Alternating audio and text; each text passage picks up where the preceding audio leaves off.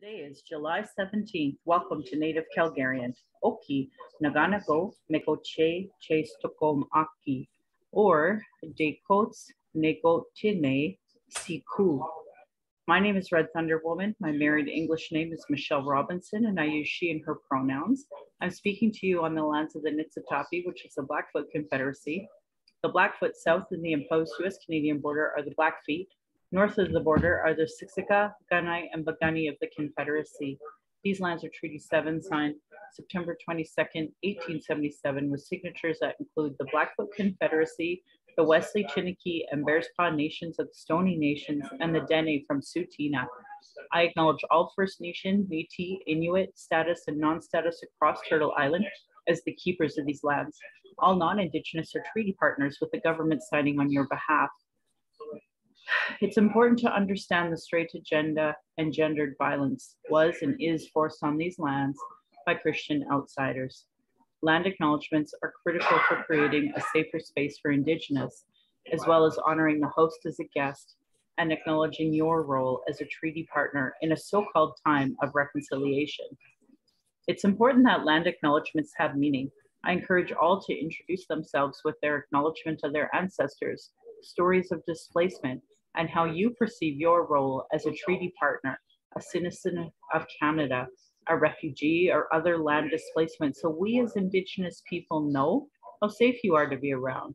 If you don't know how to pronounce your local Indigenous nation's name, won't say your pronouns, won't say your story of origin, won't acknowledge stolen lands, won't acknowledge economic oppression, or your role in reconciliation, I determine how safe you are to be around my community, my family, and myself. Understanding land acknowledgements and their importance is Indigenous 101 because it immediately addresses colonialism, economic oppression, oppression dynamic, broken treaties, lies taught today in Canadian schools nationally. That's why settlers and those who call themselves Native Calgarians show me that you have no Indigenous 101 understanding. My Dene lineage roots me in the land of the Great Bear Lake tribe in Treaty 11. My people wore rabbit skin, so it's been referred to the land of the Hare people. I'm a native to Turtle Island, and my Dene nation is a visitor to this area of Pidcho Tine Indahe in Satu Dene, meaning many big tog town, named after the Calgary Stampede. I was born in Calgary, or in Blackfoot, Mokinstis, as Michelle Elliott, an English name which has afforded me privilege in an English colonial world. My mother is Northern Slavey Dene or Satu Dene, but my Indian Act imposed status card by the Canadian government says Yellowknives Dene. Through my father, I'm a daughter of the Mayflower and a daughter of the American Revolution while having a Canadian Indian Act imposed status card. That is a colonial construct by Canadian policies meant to divide Indigenous peoples' inherent rights. Indigenous Two-Spirit, or the Indigenous lesbian, bisexual, gay, transgender, queer community, and Indigenous women are at the bottom of the socioeconomic ladder because of colonial trauma, imposed poverty, racism, gendered violence, and land theft. As a Dene woman who attempted to run after joining harmful colonial parties, spent money to be at expensive conventions, left my home to travel to those conventions just to vote on incomplete policies that still allow incarceration, a denial of justice, a denial of health services, racism, colonial trauma, and genocide of Indigenous peoples and Black peoples, I have worked to continue, reports to advocate for, and attempt to work within these systems meant to harm me and my community. I can't say, have a wonderful stampede when I know my community is dying from the current drug policies and systems of imposed Christian-based abstinence programming, private healthcare, and justice systems built on racism, land theft, and imposed British constructs that continue genocide on Indigenous peoples. Unfortunately, our young Frank Young, who was 5 years old, has been found deceased. And there was no Amber Alert. And I think of him and his family today. I want to honor his lives and so many others that are being lost indiscriminately because of these policies. I hope you see your role in the importance of stopping this harm as a citizen and see your role in reconciliation.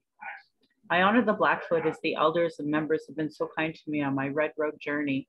Elder Red Crane taught me how to pronounce my spirit name in Blackfoot, and Leonard Kenny taught me how to pronounce my spirit name in Satu Dene. My humblest apologies to the Blackfoot and Dene elders and language keepers as I try to learn proper pronunciation. Any mistakes or misinterpretations will be on me. I encourage questions so that misunderstandings can be cleared up as soon as possible. I do not speak on behalf of all Indigenous, but I share my journey as I walk down the Red Road. I have been accused of not being kind while surviving genocide, yet I've given free book clubs, podcasts, and info on my social media for years and have done as so many others have done as well. At this point, it is willful to be ignorant on these issues. My Patreon account is Native Calgarian, where you can go pledge and support. Thank you to previous donors for already showing your support. If you value listening or watching and can afford to give, thank you. To those who cannot afford to give, I'd love to hear from you at nativeyyc@gmail.com, where you can send in your comments or your questions. Also, giving a review helps on whatever medium you're listening from. I have a YouTube channel that you can go and subscribe. Go to nativecalgarian.com for the latest podcasts and pin posts on social media. I want to give a shout out to Kim Siever for having me on his podcast, Alberta Worker. And I want to encourage anybody who is interested in the Indigenous Book Club to reach out to me. We have a wonderful special guest, the author, coming for August 8th at 6:30 p.m. Mountain Time, and it's Unreconciled. Love to have you all join me. Please consider joining the book club, and we'll go from there.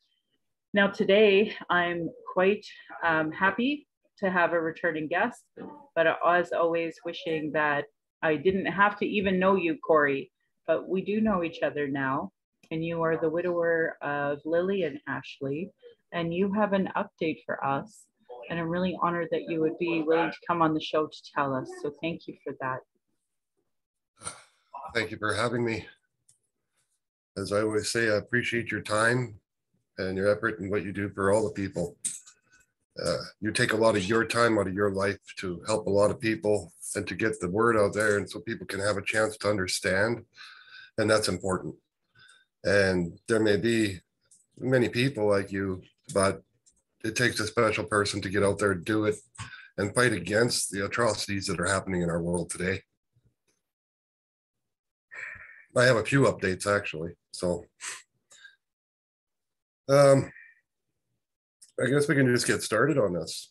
First, I want to say it's very special on the, I heard from a person online. She's a beader, does beadwork. And she asked me, she says, Cory, I have this feeling I need to make you something. Do you mind? And I said, what? She says, I want to make you a necklace of your wife to keep with you at all times. And I said, no, why would I mind? You know, that would be special to me. And I received it on a day I went down to Edmonton to the Fatality Review Board meeting. Now, of course, I wasn't invited into that meeting. It was the discussion of the, you know, all the medical exam reports they have that are up for review for fatal inquiries. So just give you a little show of this. This is my beautiful wife. And this necklace is amazing. And I'll tell you, it's given me a lot of strength. And before she showed up, I was given this necklace by another very special person to me. The grandmother of the child who was killed in a hospital in Kitimat. Baby Coralie. And that was another Indigenous death by physicians, and absolutely disgusting and heartbroken. Her daughter and a mother, the grandmother, were both with me that day. They stood side by side with me as we stood at that review board, and then family members from Manitoba as well came down and joined. Band members came down. We had music and drumming. APTN did show. I'll speak about that in a bit because there were some other things to that, but it was a good day because it was a good turnout. Um, I guess that's where I could just show this, that we got the public inquiry. So there will be a fatal inquiry into my wife's death, which is public in front of a judge. And, but it's on hold. Why is it on hold? Because the RCMP, actually, it was funny. On the day I'm on my way home from that, on the 26th, I get a call from the RCMP officer who's supposed to update me every 2 weeks on the investigation. That, of course, was not doing anything for over 17 months, almost 18 months. In fact, 18 months, hadn't done a thing except for talk to 4 paramedics, 2 security guards, and got my 911 call. That's all they had done. And I was told specifically by one of the GIS people that we can't do anything, Cory, because the Crown that we talked to has suggested we don't do anything until we have the medical examiner's report. So I was told they cannot do anything, cannot do a move without their say-so. And that's actually being transcribed right now for me, because now I've been told something different from the same unit, only the new sergeant that's in charge of it.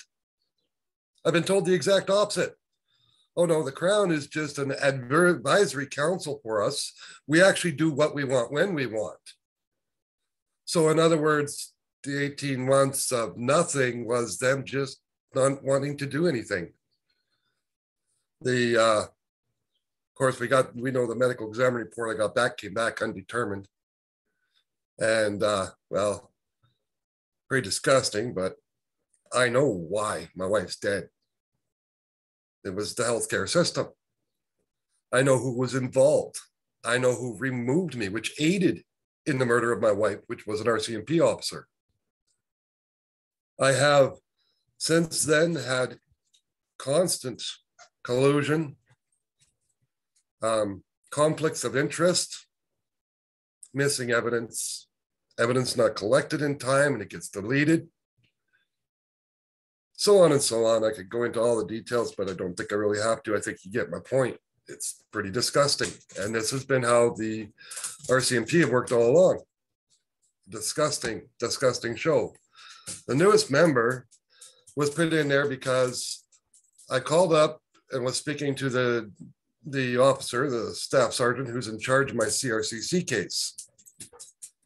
I asked him I wanted an update and stuff. Well, I can't give you an update. You have to contact Staff Sergeant Norman Mercer. And I said, but he's the one who's in charge of my wife's case. Well, yeah, he's overseeing both cases. I said, so he's overseeing my wife's murder case, and he's overseeing the case of the 4 police officers that are involved in what I got for their CRCC investigation against them. I go, isn't that a conflict of interest? And Sergeant Warren Wright said, well, no, that's kind of, it depends on how you look at it. Those are his words to me. Depends on how you look at it.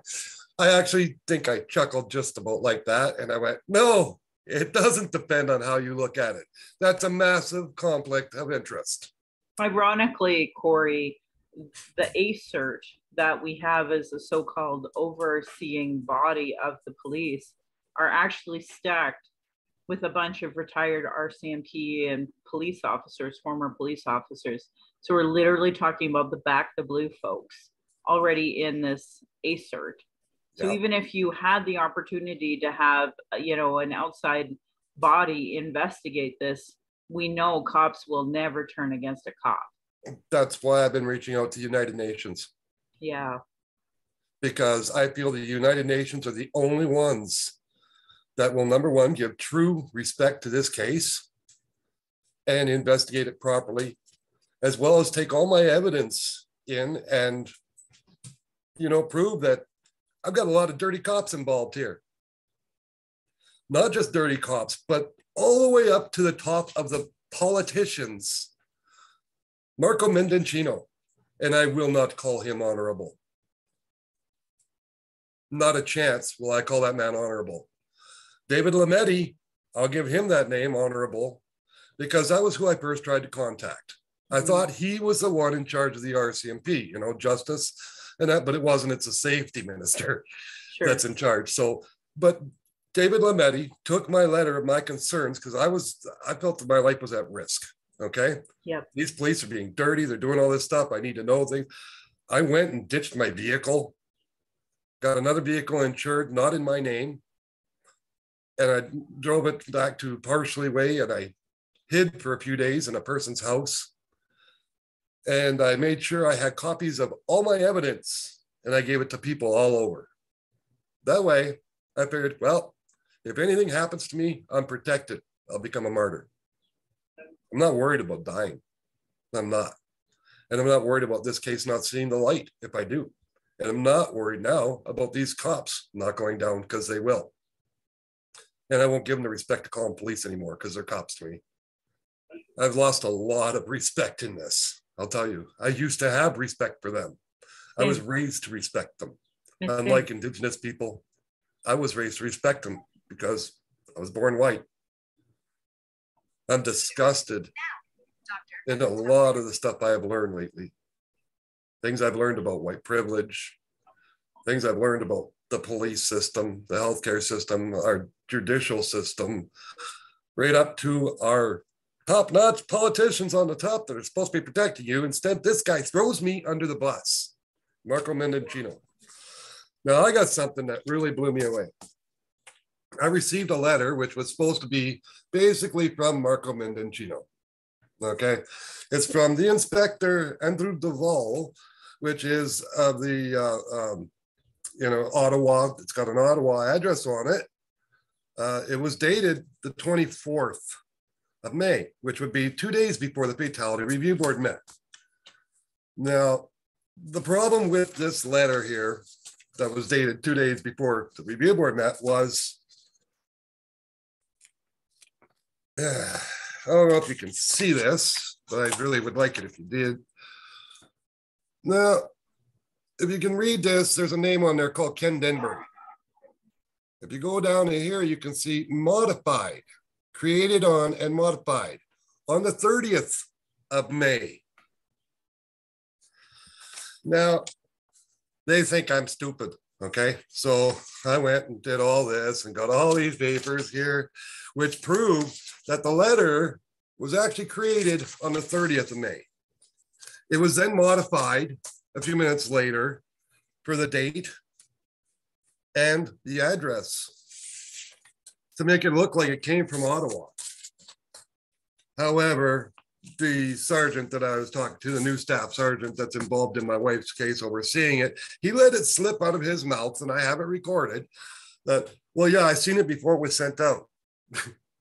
Because I said I got his number from the main. Oh, yeah, I seen that before it was sent out. Yeah, thanks for informing me. So were you in Ottawa, buddy?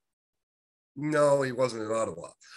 The only thing I can think of, the reason why this was backdated to make it look like it was 2 days before the review board, was to make it look like they had made a decision already to start doing more investigating. But it wasn't. It was fabricated bullcrap. Technically, it's fraud. Technically, this and the signature on it is fraud by our RCMP. GIS, General Investigation Unit. Yeah, okay, you bunch of dirty pricks. They disgust me because no, they didn't do anything. And it was funny because, like I said, on the 26th on my way home from that review board meeting, I got a call from the Sergeant Dennis Jolly, who's the new sergeant in charge of the investigation. He was thrown in there because Staff Sergeant Norman Mercer was overseeing both cases. I screamed, holy conflict of interest. And within days, Norman Mercer was off the case and Dennis Jolly was in. Just like that. I don't care. The conflict still happened, guys. I'm still taking you down for it. They're idiots. I'll tell you that much. They're idiots. They don't even know how to cover their own asses on computer work.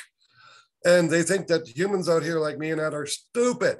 So let's just, he'll never notice that we modified it. And then we sent it to him on the same day we created it. Yeah, screw you. I'm so disgusted in him. Anyway, he calls me up and he's kind of, you could hear in his voice, he was a little nervous, eh? And he starts mentioning to me about the autopsy report.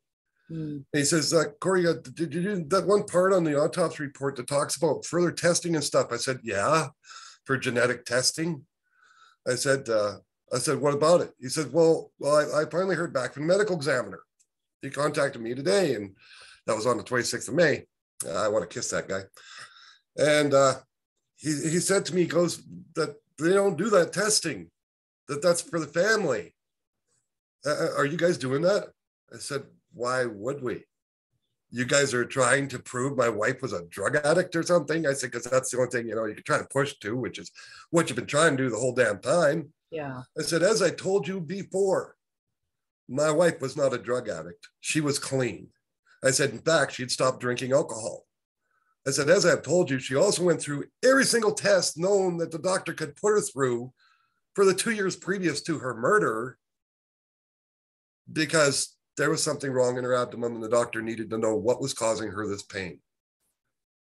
So she went through every test. I said, why would we test her? Well, any of her family members may be doing it. Like, he just tried and tried. And I'm like, no. And he goes, huh, okay, so nobody's doing that. And I said, no, nobody's doing it.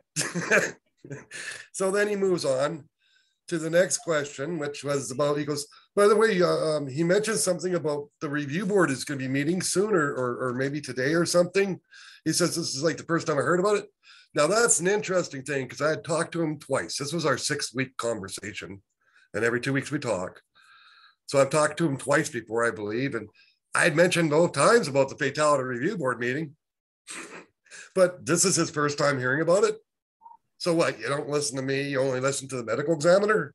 That's kind of what that says to me. He didn't obviously listen to me when I was telling him in our conversations, which are recorded and being transcribed.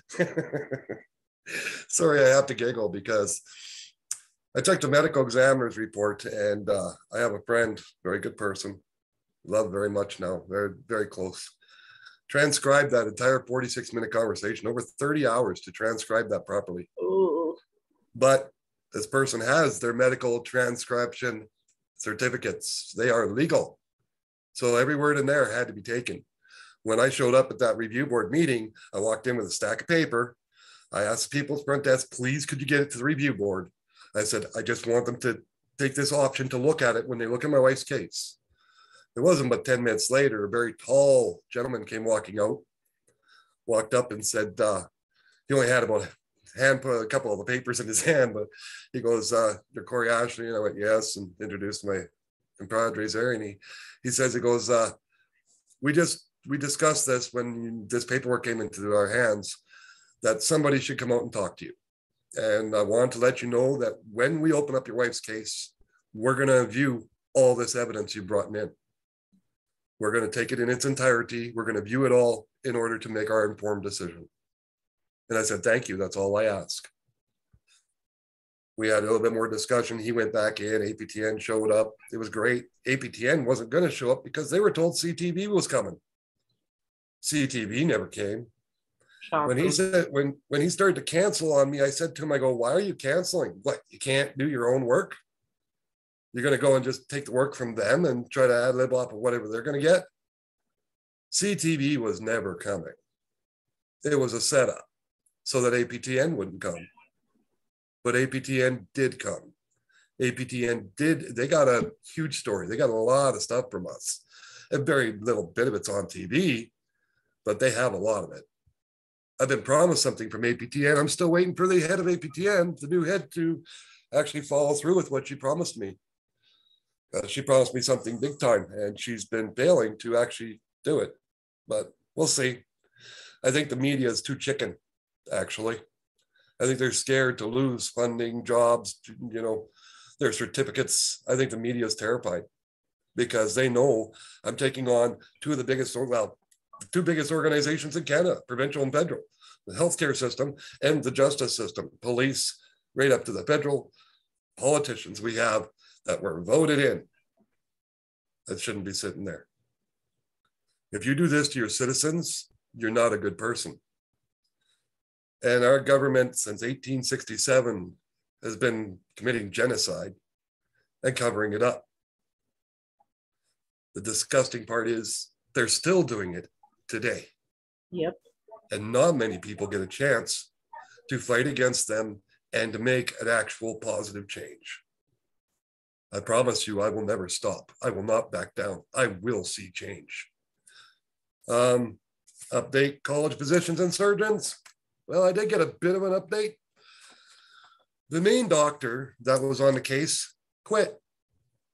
But because there was 2 full doctors involved, because they did not become biased, they decided to have an Indigenous doctor work alongside her, everything in the whole case. It was very simple. It also went for a peer review. It was back the first week of April. I don't know where we are, going into the 3rd week of July. It's been back since the first week of April. But I got a message from the complaints director who said, Cory, I've sent a few questions back to the professional doctor who did the peer review. Once those questions are back, it's only going to take me a short period of time to put it together, and then we have a finished investigation. I gave them till the end of this month or the first week of August. Somebody there tried to say, oh, it could be, end of August, early September. And I said, if that's the case and you guys go into 21, 22 months, I said, I'm going to lose it on you guys. I said, because that's absolutely pathetic. I said, I was told very bluntly, once the question or the answers are back, it won't take long to finalize it and come up with which way they're going on it. 1, 2, or 3. Is there going to be an actual court case through the College of Physicians and Surgeons like there is through CARNA, or is there going to be a disciplinary matter, or are they just going to throw it out? There's 3 ways they can go with this. However, I do know the investigation is over 1,000 pages. So that's a pretty heavy duty investigation they've done.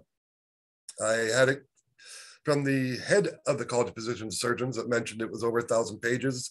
I had it confirmed from the complaints director. Yes, Cory, it is over 1,000 pages. I was like, wow, you guys are really doing your job there then. So I also recently had a mediation. Now, as we're waiting for the College of Physicians and Surgeons, CARNA's, don't forget the trials are coming up, people. September 12th through 16th, Holly Connors is on trial through CARNA, public. You can go to their website, the CARNA website, College of Association of Registered Nurses of Alberta, and you can sign up to be on that Zoom and watch this. Watch these trials. They're public. Yes, anybody can watch them. I know a bunch of media people that said they're going to be there for fact. I know the SCO, Grand Chief Derry Daniels, is going to be there. I know that some of the band members and some of the chief and council are going to be on there. And I know I will be on there because I, of course, am part of it.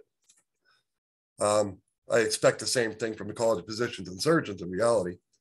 Now, I can't really tell you much about my mediation because with human rights versus AHS versus myself and Lillian, the estate of Lillian Vanasse, because her human rights were definitely violated. We didn't last long. The whole meeting was supposed to be around 3 hours. It was about 3 hours, 17 minutes, but we didn't last 50 minutes in a room together. And we were separated because I almost lost it on the lawyer. The ignorance of the AHS lawyer was so disgusting. I wanted to jump through the camera and rip his throat out. I was so angry. You tell me they were doing their job. It's written down on paper. Did you read the coroner reports, how they fraudulently did all the papers? Did you read the fact that they didn't only kill her, but kept her dead? Did you read any of this? Or did you just come to the table saying, oh, they had to have done their job? You bloody moron. I was so disgusted with the ignorance from them. The lady that he had with her, which was representing AHS, she at least was polite enough to recognize the fact that my wife was killed. She, of course, didn't call it murder or anything, but she recognized it. She apologized for it, and she gave me her condolences. She was respectful in that way. Other than that, there was no more respect from them at all, just like I didn't expect because of the QAR I went through with them, which was so disrespectful. No, we're not looking into the nurse. Why should we? No, we're not changing policies. Why should we? Well, I got the same crap back from some of my things that I asked for. They had until the 8th, Friday, July the 8th, and they still didn't finalize all the questions. We're now at the 17th, and I'm still waiting for finalized answers on that, which the last one is the only one they haven't answered, which was, of course, the money thing. And I told my lawyer to handle that part because I didn't care. You know, it was to me, it's about getting change. You know, I'm not going to lie. What you just told me, I heard you say, you know, that why should they change their policy? But what I also heard from that interaction and that statement is this: AHS still will not recognize UNDRIP. They still don't recognize the TRC.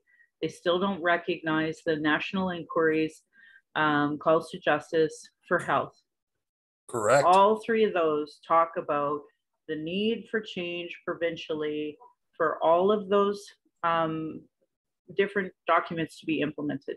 They don't recognize the Jordan principle. They don't recognize the Joyce principle. I'll give you one of my little statements back to them because I did a 4-page rebuttal, you know, because I can't give you the whole thing about it, but when I realized that, you know, they think that everything is still perfect the way it is, a couple of my things were, well, if that's the case, we wouldn't be here today. My wife wouldn't be dead right now. You know, if your policies and procedures and stuff were proper, then why are we here? So this is one of the little simple sentence, but the definition of insanity is repeating the same actions, training modules over and over again and expecting different results. I state that because it's what they say they're doing. They, you know, nobody's got the rights to change their policies. Human rights doesn't have a rights to instill it or anything, and they don't have to do anything because they don't want to. They think it's all perfect the way it is, even though people are dying. They don't have any infrastructure on what to do when people are dead from racism, discrimination. They don't have any infrastructure to stop that. Now, what happens if my wife, you know, say we were in a job in a construction site and my wife died on that construction site? What's the first thing that's going to happen? That site's going to be shut down. Yep. Okay. They're gonna look right away at people involved. Whoever's involved is going to be dismissed immediately. Yeah. Immediate dismissal. Yeah. They'll be replaced, and the investigation will be ongoing. Yeah. They'll figure out what happened in that investigation. They will put in the corrective material to stop it from happening again.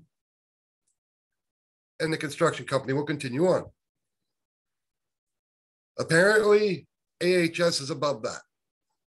Apparently, AHS doesn't have to go by any of those rules or anything or change anything because they're perfect the way they are. And they're not. No. Well, I'm just about at the end of everything here. I got to tell you, but I got to show you. I started reading a book. 2 books were found, actually, and we're sharing it between families here because, wow, am I learning a lot.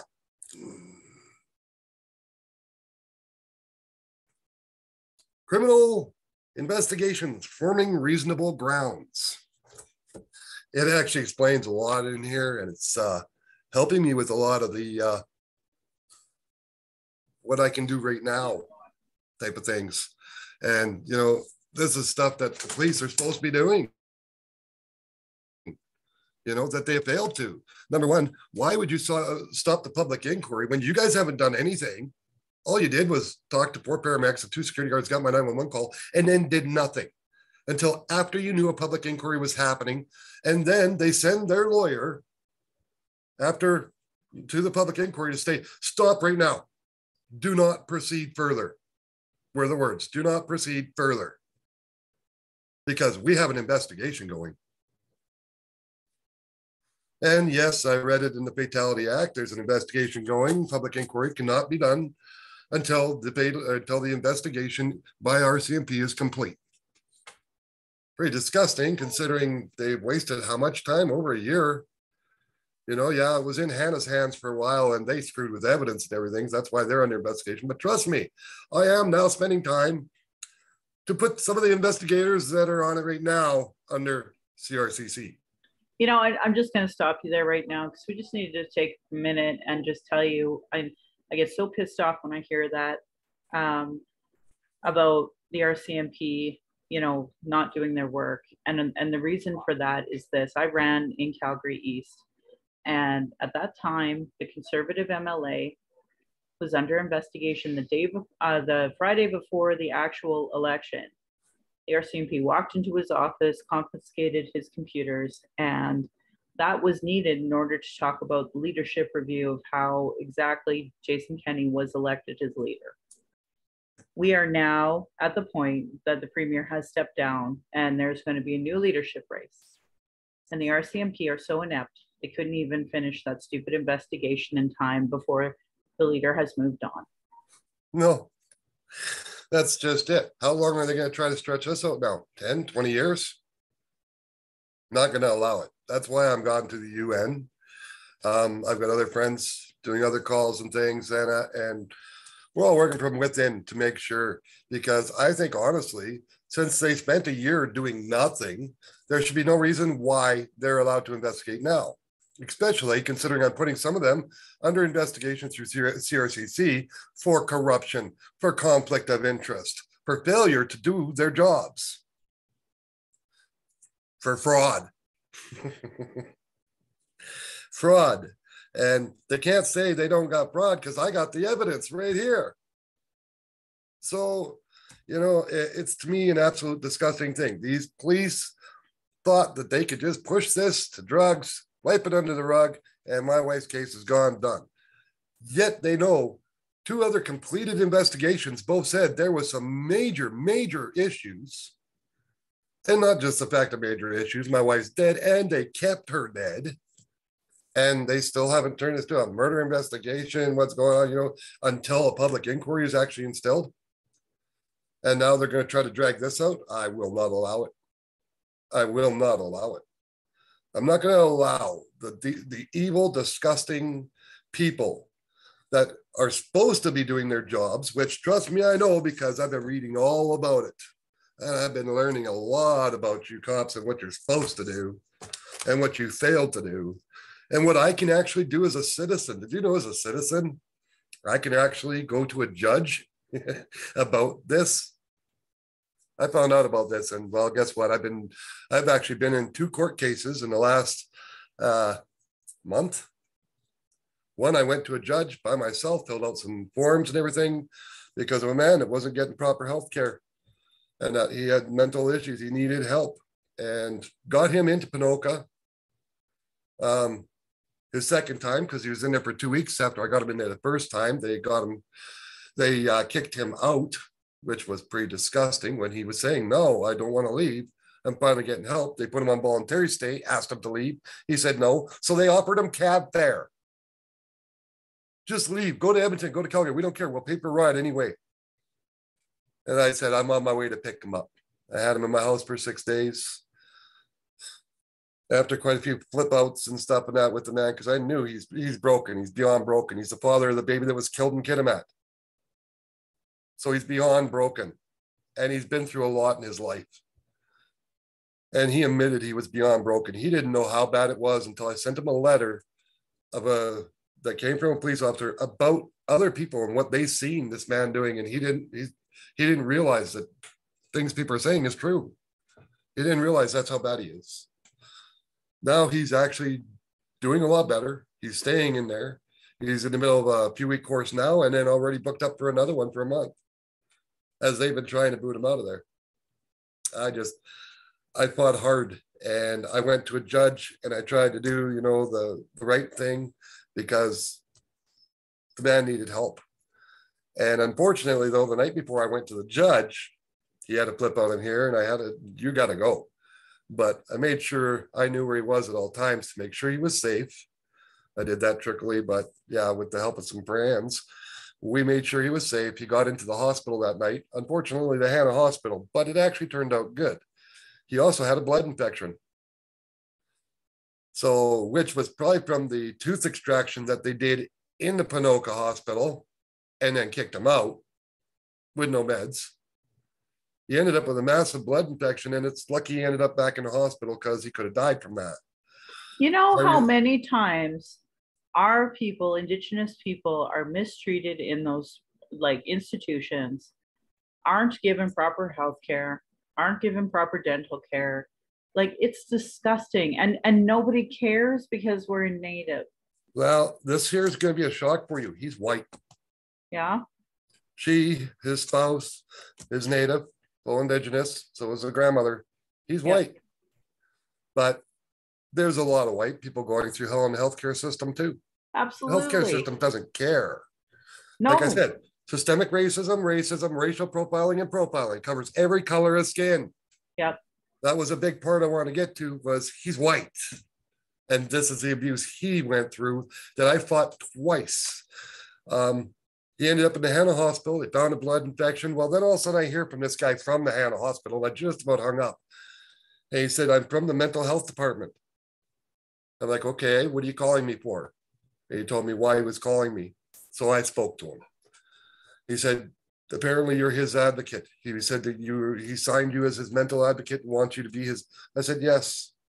I said, I'm advocating for him because I believe everybody needs a hand. Yep. I said, plus it keeps my mind off all my other stuff I'm going crazy with. So yeah. I'm helping other people. I said, it's all I can do is help other people at the same time. And anyway, he talked to me, then he talked to the spouse, the grandma, and he got him back into Ponoka, right back in there. I hear from the doctor that was on vacation that oversees all the doctors in there. He was on vacation. He was the one that actually agreed with me and signed him in the first time, but he was on vacation when they booted him out. He contacted me, we talked, and he said, he goes, you want to talk about him? And I said, yeah. I go, because he was kicked out.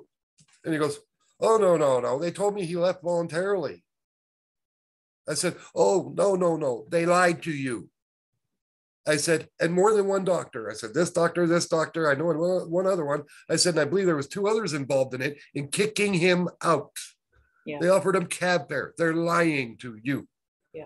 And this is the head doctor of Ponoka. Yeah. So you want to talk disgusting. They didn't want to have to deal with a hard patient, somebody who's got real issues, schizophrenia, split personality, bipolar disorder, and watching his own baby be killed in front of him. Yeah. And then stuck in the mental ward across the hall for a month. Right across the hall. So I fought for this man. He's in there. He's doing much better. I told him when I talked to him, I said, look, buddy, you need to stay there. You need to learn the tools to come out, be strong, and be able to handle all this. I said, you have another baby on the way. I said, that baby's under great medical protection now and under the protection of myself and the family. I said, you need to come out and be a father. You need to come out and be a husband. Yeah. I said, so you got a lot of work. You got to get those tools. Don't matter how long it takes. Learn it, understand it, get over the issues that were making you break and come out a stronger human. So that's what he's doing. I'm proud of him. But talk about a disgusting fight to get that for this man. Our healthcare is letting everybody down. Yes. Our police system is letting everybody down. Yes. Our justice system is letting everybody down. Yes. And our politicians. When Marco Mendocino threw me under the bus, told them everything I said to him, everything that was in the letter, he told the Airdrie GIS police. And this was their response to fraudulently send me a letter stating everything's being done right, Cory. Yeah, they're doing their job. No, they're not. They haven't done anything until they found out a public inquiry was going to happen. And then they falsified a letter and fraudulently signed it to, oh, we'll give them this. This will shut them up. No, it won't. And I started reading something else, which all nurses have to read and understand before they even start to becoming a nurse. Critical thinking in nursing. And I'll tell you, this book has got some pretty interesting information, especially when somebody shows up struggling to breathe. And the very first steps you're supposed to do, and the steps all along, none of which happened for my wife. None. But yet she was in there. Paramedics had said she was struggling to breathe. I had said she was struggling to breathe. The company I had here seen she was struggling to breathe. My cameras, when she was going out the door, seen her struggling to breathe. And my camera video I took, seen it. But those nurses that are now under 82 charges, disgusting. You know what else is really disgusting is the people that turn their closed eyes. Yes. We need a system changed with a behavior change. That's why I fight for the LilyCam. I brought the LilyCam up. You know what they said? We don't want invasive cameras. We can't do that. And there's outside entities that won't allow. You guys already have invasive cameras in there that watch everybody. Every single person that enters a hospital is on camera by their cameras. My LilyCam is a personal camera for people to have, for people to use for their protection at their request. Privacy issue gone. It's not invasive. They're in their room. The doctor and nurses come in. They have a camera to protect themselves. Also protects them. So why are you fighting against something that is not invasive, is not against the policies, is not against privacy issues? Why are you fighting against it? Because it will catch them all in the act and stop your genocides. They'll stop the substandard care. It will actually be a behavior modification tool that will change people and how they treat people. And when a nurse or a doctor sees another nurse or doctor doing these kind of things to a patient, they'll actually step in and say, no, stop, instead of turning away. Because when you turn away, you're as guilty, if not worse. That's disgusting. Yep. You're looking the other way when you know somebody's being killed. You're looking the other way when you know somebody's hurting or dying. And you're saying no. Or a mother walks in with a baby, which has happened twice recently, Manitoba, walks in with a baby, struggling to breathe, and you say there's nothing wrong with it, go home. And the next day you're going back to the hospital with a dead baby in your hands. The substandard care, the ignorance, everything is going to change. I'm not saying will, might, or has to. It's going to. They're not going to have a choice. It's supposed to have already been changing. They're ignoring all the reasons why they're supposed to change. They're ignoring the laws that have already been put out to make them change. They make their own rules. They go by their own rules, and it doesn't matter the color of your skin. You're in danger. I know. But can we at least agree that if you are Black or Indigenous, you're at a higher risk? Way higher risk. Okay. I've said that from the, I'm sorry if I didn't state that in this conversation, because I always normally do. Number one, hardest hit is Indigenous by far. Second, Black by far. But trust me, Hispanic, Asian, down the list. White people, yes, you're not nearly as in danger as any of those other folks, but you are still in danger. Yeah, and I think it's fair to say, to especially what you're saying, like mental health is so stigmatized in Alberta. Like I don't know about the other provinces, but I only know Alberta, and I know when we're talking about mental health issues, like this is like eugenics central. They would rather have someone with mental health die on the streets today. They don't care. Worse, they see it as a problem, and and that's like. I can't even imagine calling yourself like an ethical, moral person in any capacity and not taking care of somebody with mental health issues. Oh, like I can't even wrap my head around it, let alone, knowing that there are houseless people, even if they have their full mental awareness and mental cognitive functioning. Like I cannot wrap my head around so-called politicians that call themselves moral and ethical. I mean, our premier was literally under our CMP investigation that has never been wrapped up. Now he's already stepping down and moving on. And our own people will be like, yeah, let's vote that guy back in. And yeah, let's kill all the people with the mental health. And yeah, let's kill all the natives. And yeah, like I cannot wrap my head around people who think they have ethics, have morals. No, they don't. That's the problem. I don't know, many of you might not know when I say PANOCA, but what PANOCA is a brain injury psychiatric institution. It only works with people with major brain problems, issues, been in a car accident or something, or had somebody hit them in the head with a hammer. or people that had major mental trauma throughout their life that they're so destroyed now. That's what this facility is for. Yeah. And just to add to what you're saying, like I have two ex-teachers, both in there right now with dementia.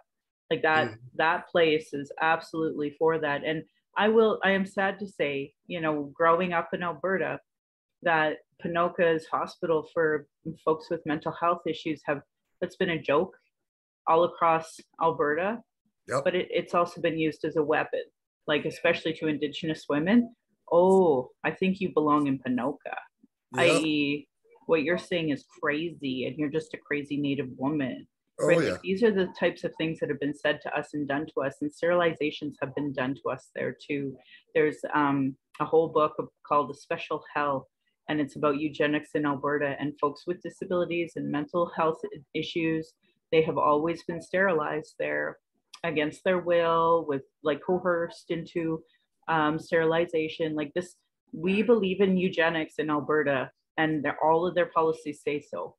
I don't, but clearly Alberta healthcare has done this like for decades, and that bias is still there. It's still there. It's until we can change it, until we can get the right tools in the system to start changing the problems that exist now, it's never going to change. And that's the problem. That's why I still fight every day for my lily camp, because I know it's going to be a tool used to protect the people. And, you know, I told him, I said, and these videos don't go back to the hospital switchboard. They go to the cloud. They go to a secure site that only a doctor with an ethics license, you know, moral license, all this stuff can go in there and retrieve, and only when a judge asks for it. This is to be protected, not to be seen by anybody. It's not like, oh, my breasts are going to be on TV. No, that's not what it's about. It's protected. It's in case the doctors hurt you, the nurses hurt you, or you in turn hurt them, because it protects both sides. You know, there is some pretty crazy people out there that will do things and will harm the healthcare physicians, nurses and stuff. It's been done.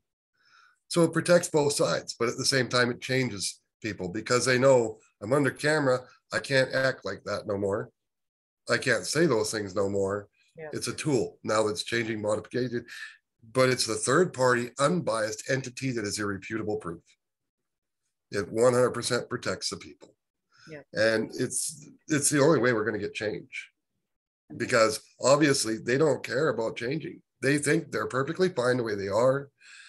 They don't have policies to do. Like I said, construction sites have better policies than our healthcare systems do. No, I agree. A construction site, somebody gets hurt or dead, they deal with it right then and there. You know, and no, it's a huge reason why a lot of Indigenous people don't actually go to get healthcare, because of the bias that we receive. And anyway, but they're so at risk now. That's why I tell everybody, like all these people I've been dealing with lately, and I say, you know what, you have to go in there, have something in your pocket, phone. There's apps all over. Most phones come with record now. Just hit record on audio. That way, if you're refused help right then and there, you now can walk out and have something. You were refused help when you went in there with a medical condition. You now walk out there, well, you've got an audio that proves you went in there, you acknowledge their names. You're a person, you're a private person. We have that rights as private people. We have the rights to protect ourselves as private people. We have the rights to record. We have the rights to say things. We have the, you know, I'm not under any guidelines or any policies. And I can, you know, I can say what I damn well want. It was funny because I was calling to talk to these doctors that kicked this gentleman out, and they wouldn't answer me nothing. And I'm calling and calling. I'm reciting the Mental Health Act rules that they're breaking, the Charter of Rights rules they're breaking, the human rights rules they're breaking, and they kept ignoring me. You know, I finally get a call from the doctor, and that was because I called the College of Physicians and Surgeons, explained to one guy, gave me a voicemail of another guy. I explained it. All of a sudden, a couple of days later, I get a call. Well, I've been doing it again. They haven't been calling me. I'm this guy's advocate. He's been in there for over a month, and I haven't heard one update from them, only from him. Neither is his lawyer. He's got a lawyer. that should be getting informed of everything going on. They haven't talked to him or the family. No updates from anybody in that facility about what's going on with this man. And yet I've got the paper signed from Ponoka that I am his advocate in there. They did the paperwork. He signed it, everything, and a line through any date for expiry, so it doesn't expire. And then he wrote me a personal letter stating, Cory Ashley is my mental advocate since May 24th until I am better, basically, is what it says. So I'm still waiting for the calls. I again went to the College of Physicians and Surgeons this week to raise a little bit of feathers on both my wife's case and his. And I'm going to be supposedly getting some calls this week about it. You know, we don't live under policies and rules. At least I don't. So I can say what I want. I can do what I want. I've got cases going on. I've got a human rights case that we're still waiting for answers on because, of course, they don't want to answer me. You know, they can't even finalize a simple thing when they were given 2 weeks to finalize it. And so my rebuttal written up, well, I want to see them answer that. You know, they're too scared because they know my rebuttal, which I will eventually, you know, unless I'm, what do they say, shut up somehow, you know, which I don't know how they'd ever shut me up, but it'll come out because you're not going to shut me up. Well, I'm really grateful. I'm really grateful that you came and gave us an update, Cory. I really appreciate you letting folks know what's happening. I know so many people are rooting for you, and I'm really honored to walk this journey with you. And as you move forward, please don't hesitate to update us again.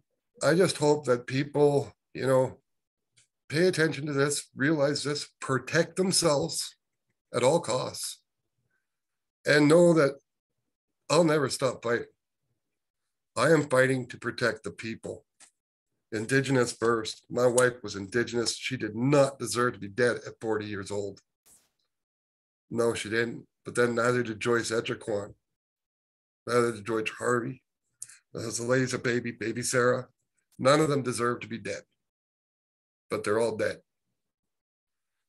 And our systems don't seem to care. They don't think they're doing anything wrong when they know they are. Right. And they don't want to change it. So stay safe.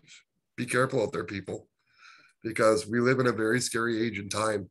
But things, I will promise every one of you, things are changing. And they're not going to stop us forever because everybody's coming out now. People are telling the stories now. And people are bringing it all to the front because they realize they have a voice, they can talk, and they need it. So well, I really hate to say it, but I'm going to put this out there for you and so many others. I actually think we just need to do a class action lawsuit against our own goddamn government, provincially, to the AHS, because it's just, it's not right that I can say my local hospital is known as the death hospital in the community. Like this has to end. Yep. And that's before COVID. This is long before then. Anyway, thank you, Cory. Thanks for coming back on. Thank you for having me. Oh, I'm honored too. Yeah, I'm proud that this podcast has given solutions, included cultural safety training, cultural first aid, and all of them to create a safer space for Indigenous, people of color, those with disabilities, and LGBTQ2+ to speak. If you can go to heretohelp.bc.ca about what is Indigenous cultural safety and why I should care about it. The authors are Cheryl Ward and Chelsea Branch and Alicia Fridkin. Their work are cultural action tools. I've said this link over 100 times in my podcast, so please support Indigenous work like that as part of your reconciliation work and settler understandings. I'm just lucky enough to highlight and repeat them here. Internalized racism and lateral violence is another form of violence. Indigenous and folks with mental health, other folks who have other different intersectionalities that we all face by this, you know, structure of racism imposed on these lands and colonial violence. The do's and don'ts. Oh, go to racialequitytools.org. What is internalized racism by Donna Bevins? But that entire website is so good. I highly recommend it. Do's and don'ts for bystander intervention by Americans Friends Service Committee. They have a whole bunch of information what to do if you've seen, like, say, a Muslim getting harassed on the C train. I just recently read on Twitter a really sad story from a person in Canada who is blind and said that there were a couple of teenagers that came up and smacked him on the head, said, get out of the way. You know, when you see things like that, do something. Anyway, if you're in Alberta and you experience racism, you can go to acttoendracism.ca or text at 587-507-3838. Indigenous have been talking about our issues, sharing the traumas and solutions and reports, commissions, public hearings, just so it can be regularly disregarded. No more. Honor our words, honor the treaties, listen to the politicians and their policies and platforms. I will never understand how anyone who listens to this podcast could ever possibly vote conservative. I'll never understand it. If they don't recognize folks in their budget with gender equity plus, they're cutting violence prevention programs, Indigenous education, uterus health choices, gay straight alliances, lack of human rights for migrants, immigrants, folks with disabilities. Know that your vote to this party or that party directly negatively impacts folks with issues that are intersectional all across this country.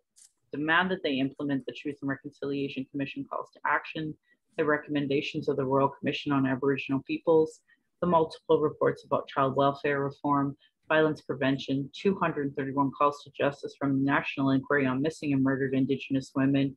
And I also, UNDRIP, I can't stress this enough. I've been asked a couple of times to talk about the sterilization against Indigenous women. Honestly, this has been so well documented, an active genocide by Karen Stokes. I don't know how many more times I have to plug that book, or The Special Kind of Hell of Eugenics in Alberta. This is my living reality.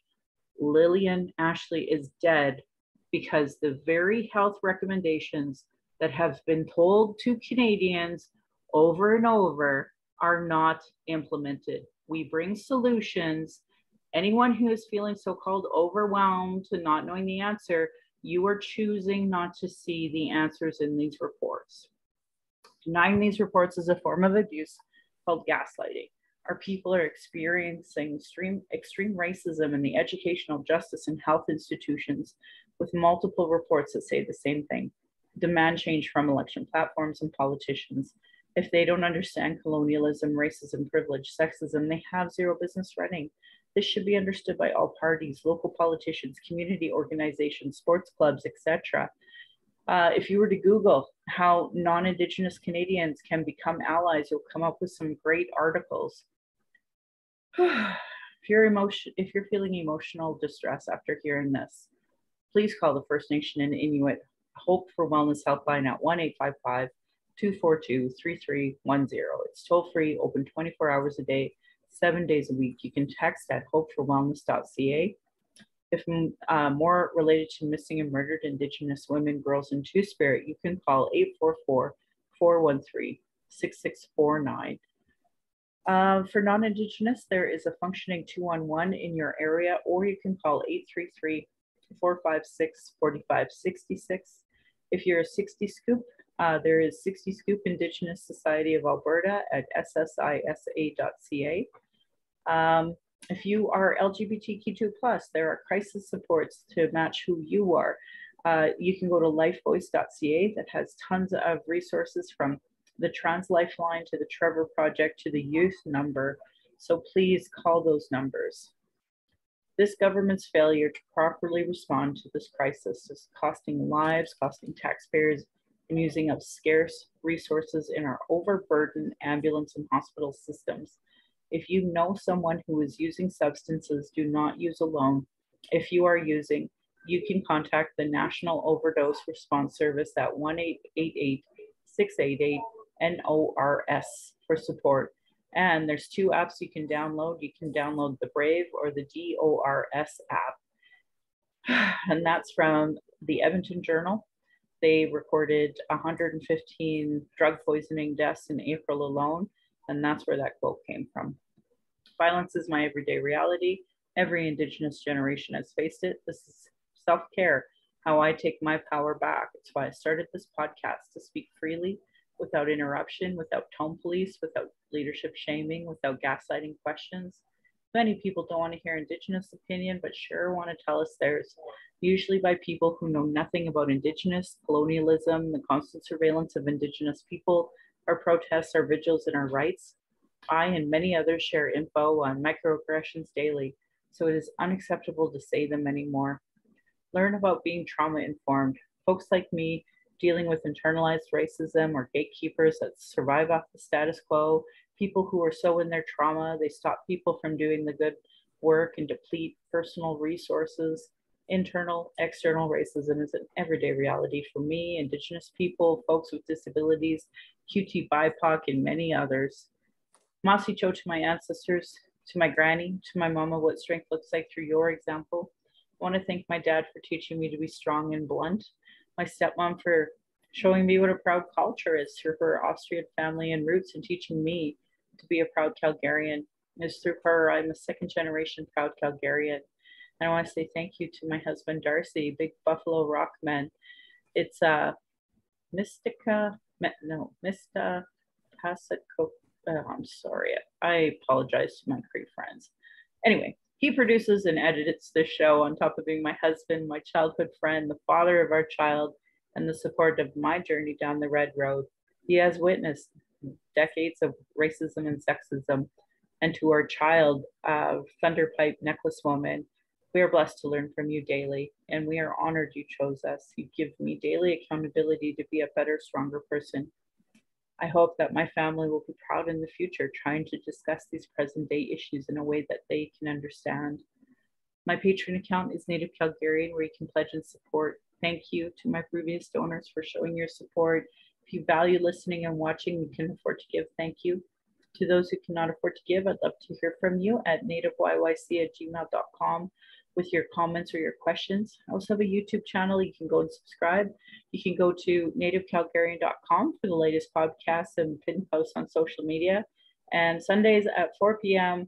on TikTok, I've been doing live. So if you are that person who is way too fucking cheap to pay me for picking my brain, that's your place that you can. And I might shut you down, but you know, it would be really nice for folks to actually do the work.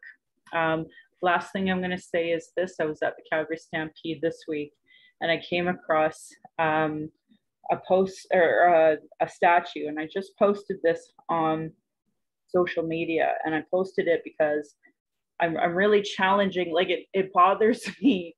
I have to say this. It bothers me that out of over 1 million people in Calgary, not one of you have figured out to do this, but here we are. Our land, our future, the Alberta farm family. With hope and apprehension, they survey their new land. Brought from afar by its lure, we depend on the farm family's stewardship of our most precious renewable resource. It was erected by the Calgary Stampede and Ralph Klein, and there's a time capsule that they're going to open. This was done in 1987. So since 1987, and folks, it's been over a year since 215 graves have been found. 2015 since we had the TRC, and yet not one person has called this out yet. Thanks a lot, Calgary, for absolutely doing the bare minimum or worse, nothing. So I said I want to challenge the Calgary Stampede and the city of Calgary, because for folks who don't know, I run municipally, and I will tell you that this city of Calgary has so much money that goes straight to the Stampede that's tax-free. Anyway, I want them to work with Treaty 7 to create a time capsule right beside this statue, this monument, and this time capsule to acknowledge how forced relocation of Treaty 7, broken promises, economic oppression, and the genocide of the Buffalo and Indigenous peoples are why settlers have this so-called statue. Sadly, it's been up, for 2 hours and hardly anybody's noticed it. And that's where I live. What can I say? So seriously, folks, do something about reconciliation. You don't even have to join my group. You can do your own thing. There are lots of whitewash committees that you can go join and do that work. There's lots of churches that have committees. If your organizations don't, you should be creating them. Anyway, I'm going to end this by giving side eye to the Calgary Rabbits. You're lucky I'm not Tradish. My beautiful cousin would respond, or you'd be in my dish. So thank you folks for listening, and thank you, Cory, for coming on. Always appreciate it. Thank you for having me.